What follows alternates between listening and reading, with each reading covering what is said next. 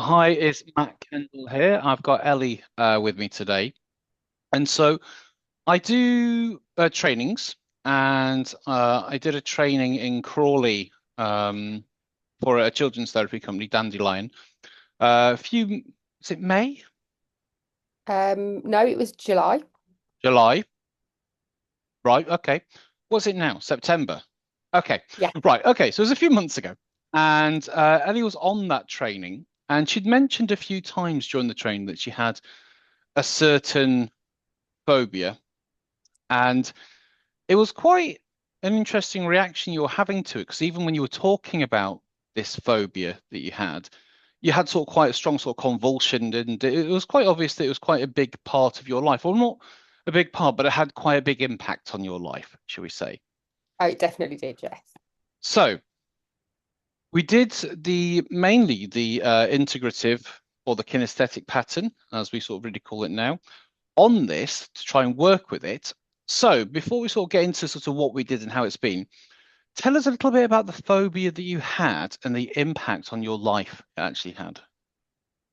So I had a severe wasp phobia, um, to the point that I couldn't have my windows open in the summer, couldn't sit in beer gardens. If I saw one, I would just run, scream. Mm. I annoyed a lot of people with it. Um, I we had a wasp's nest the year before, and I couldn't even Google who to phone Wow. because if I saw a picture of them, I would just feel sick. Mhm. Um, I'd shake. I actually got stung a few years back and hyperventilated because I'd felt it. It wasn't actually the being stung; it was the fact that I'd felt the wasp, Mhm. and I All just right. couldn't feeling out of my hands at all. It was really bad. Yeah, so I actually went into a chemist and they thought I was going into anaphylactic shock, but no, I had Mm. to, like, I wasn't. I was obviously just hyperventilating. Yeah. Um, but yeah, I was terrible. Like, I've never really looked at a picture of one and I just couldn't go near them at all. So not only did it impact on your life, but it impacted on other people's lives as well. Oh, So, definitely. Yeah. Especially so, my 'cause- children. yeah, so you have children. So would it prevent you from taking them out, going out for picnics, going out in the countryside? Would it sort of have impact on those kind of things in your life? Yeah, I just I couldn't sit outside and eat at all. Oh. So it just, yeah, I couldn't sit down to have a picnic or anything like that, so I wouldn't take the kids for a picnic. But it became the norm for us because Mm. we just wouldn't go. So I didn't really think about it at the time. I drive them mad having to get them. If I needed one to be taken out of the house or something, the kids would have to sort it. Um, yeah. Okay, so it wasn't good. No. You had this thing that was impact. And the thing is, what I've discovered as well is that when somebody has a fear or phobia, other people will often find it quite funny and try and trigger people into it. And they don't realize how bad and how serious and how life-affecting fears and phobias can actually be. Yeah, the more I work with fears and phobias, the more this kind of comes up. Now, you wouldn't do this if you had like a reaction to peanuts or shellfish. You know what I mean? You wouldn't, you know, Yeah. so, or if you were epileptic, you wouldn't try and trigger something like that. But because it's a fear and phobia, and because it's sort of like nonsensical, or because, people use this term irrational fear, and of course it's irrational.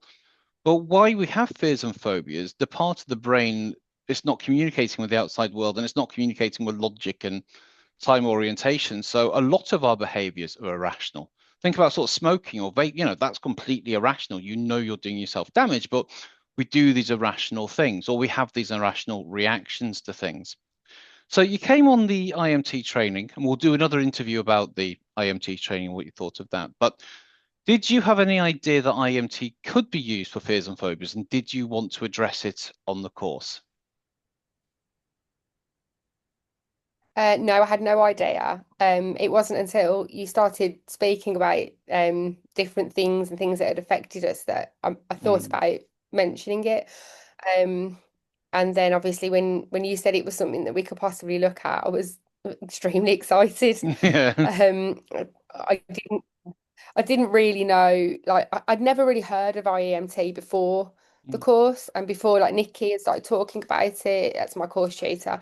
Yeah, I'd started talking about it, and after I joined Dandelion, and everyone was saying how good the IEMT was, I did started to do like read up a bit more about it, and have like obviously became very fascinated with it now.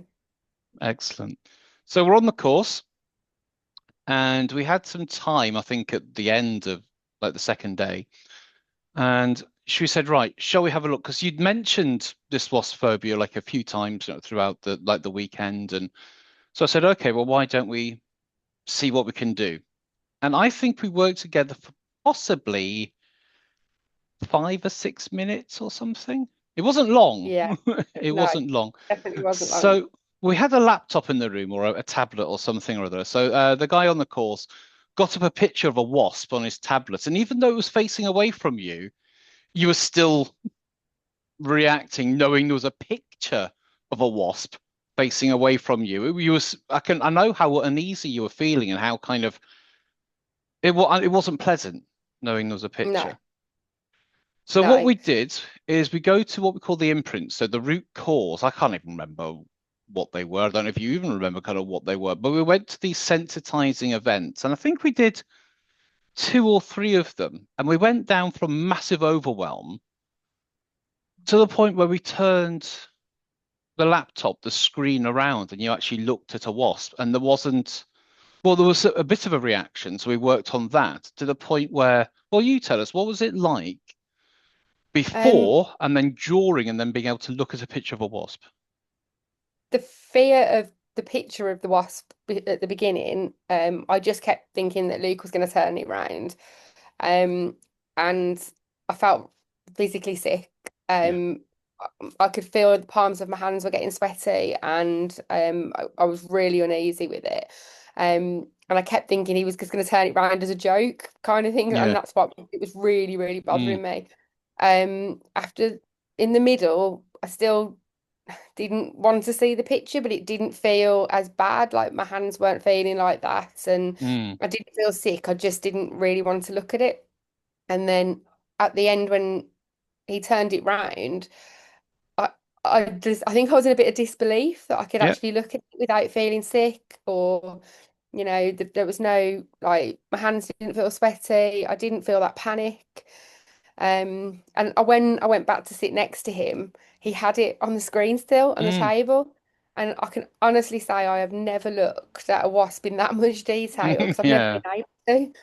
And yeah, I mean the colours and everything of it, it just there was no reaction. But yeah, I couldn't process it because I think I've had the phobia for so long. Yeah. And I can remember you had like it next to you and we were taking pictures and you were sending them to your kids and to stuff like Yeah. that. And I think was it your son who just replied back, finally? Yes. Yeah. So the thing is, there's the what happens in the training room or what happens afterwards. Because the thing is, when I do IMT demonstrations, people either think the people are in on it, they're playing along, or it's some kind of sorcery, some kind of magic, kind of voodoo kind of stuff, which I completely understand. It's not, right? But it can look like that if you're not experiencing it. But you've experienced it, and it was, what, 3 months or so ago now.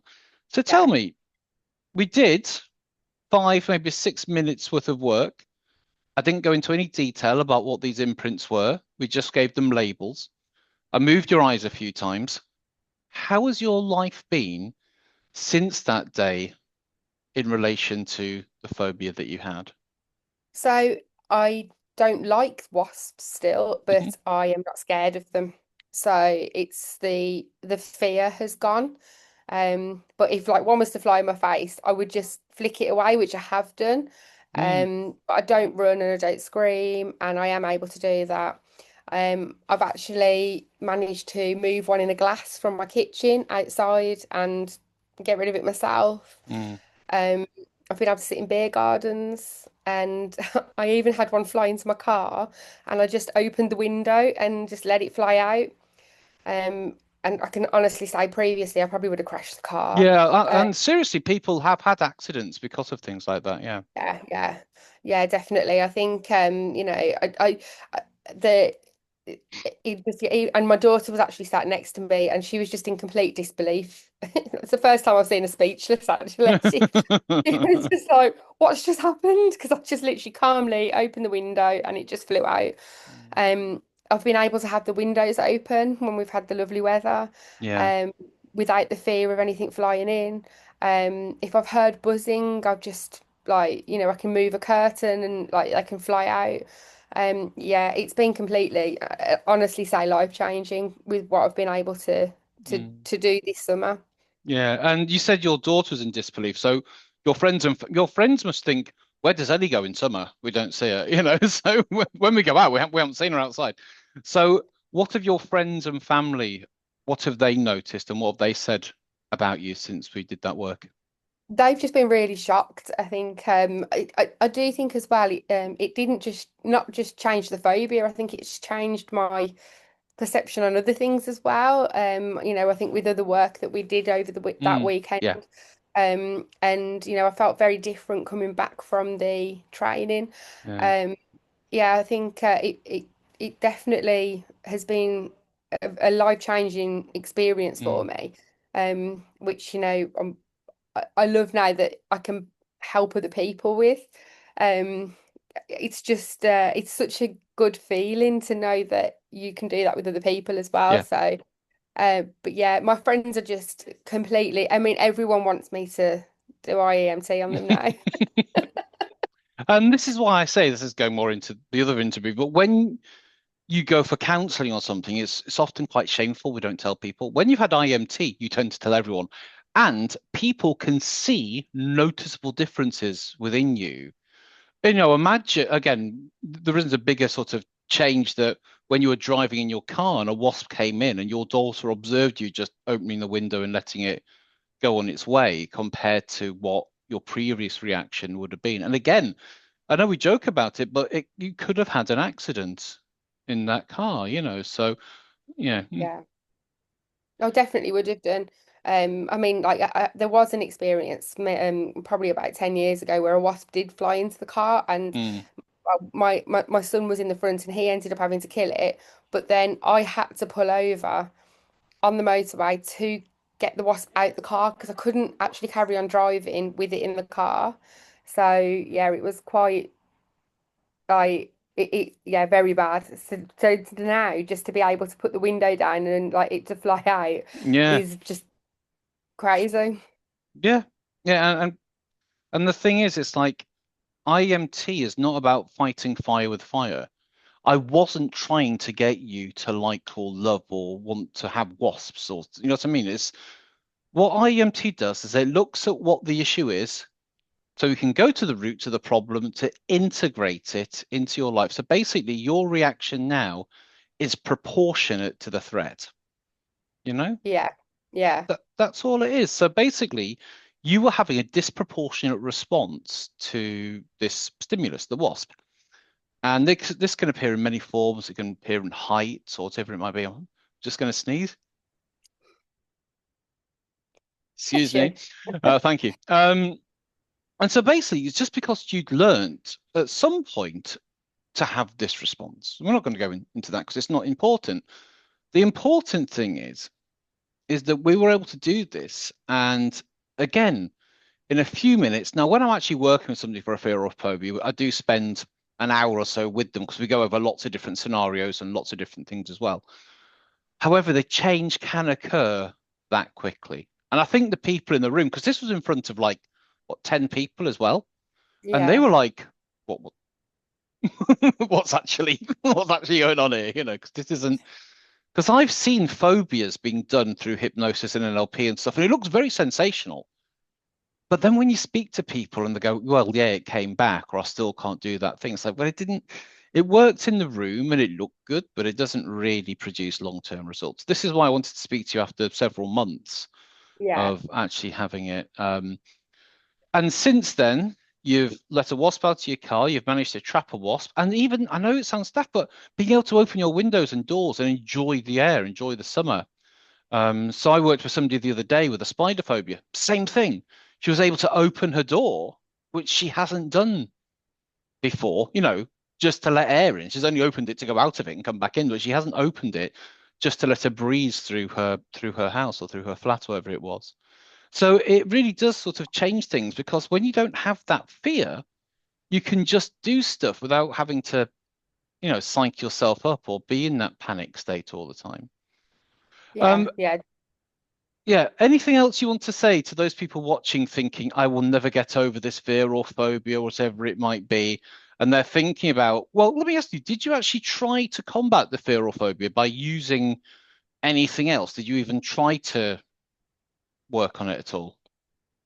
I didn't because I was just like I was too scared to even look at anything really Yeah. because I couldn't. I didn't really know where to go with it. My son just kept telling me to grow up. So, like Yeah. great having a 19-year-old, yeah, who knows everything. But yeah, and I was just like I just kind of felt like it wasn't understood.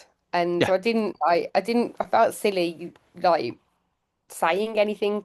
Yeah. Um, but yeah, and when I would actually drive people mad, like running around and Yeah. jumping and like, people would laugh at me for Yeah. looking like I'm dancing, but Mm, then like or would kind of be like shaming me, saying, "Oh God, what are you doing? Like it's a mm, wasp." And yeah, so then I don't know, I didn't really look at anything because I think I just felt like mm. silly, really. And But what I think is ridiculous is that if you did research it, say you went onto a hypnotherapist or an NLP site, whatever, for wasp phobia, there's a great big bloody picture of a wasp on it. well, I wouldn't be able to do that. It's, I'm surprised on Yeah. maybe don't have a big picture of a wasp or a No. spider or Well, whatever, I or wouldn't the have been able to get needle. past that anyway. Yeah, Yeah. exactly. It's just some Yeah. people just don't. Yeah, we're going to do a fear of heights seminar at the top of a mountain. People just don't think sometimes. Well, cool. Well, thank you very much for doing this, and I'm glad that it's had such sort of profound changes for you, and it just allows you to enjoy your life more. Definitely. Yeah. Going Well, out thank to. you. Thank you for giving it a go on me. You're very welcome. Thank you very much. Thank you.